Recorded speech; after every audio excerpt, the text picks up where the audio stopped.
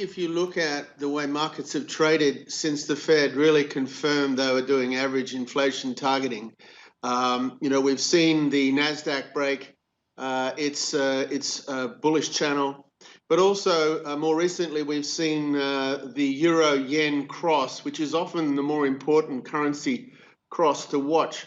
We've seen the euro-yen cross break its trend support and also break down through its 50-day moving average. These two things tell me that we're embarking upon some kind of a correction in global risk assets. At the moment, it's looking like a very gentle correction, but nevertheless, there's a bit of a correction underway. If you look at the dollar, the main driver of the dollar is always the euro, and I think if you look at what's going on in Europe, I'm worried about the European second wave of COVID. I think it's starting to look a bit serious.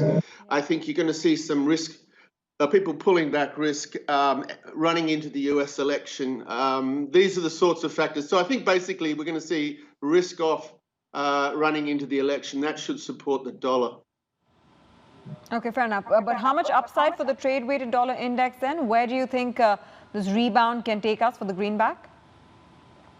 Well, we've moved about 8% on the downside. I think we can easily, rally 4 or 5% on the upside and go back to where it's kind of averaged over the last year and a half.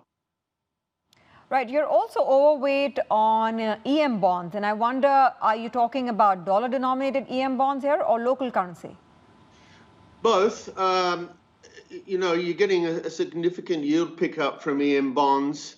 I do think, although I have a bullish short-term view on the US dollar, I do think China looks particularly good here. So, within the EM space, Chinese local currency bonds are offering significant yield pickup over the US, and I think the currency is looking fairly strong, although it may be a bit overbought here.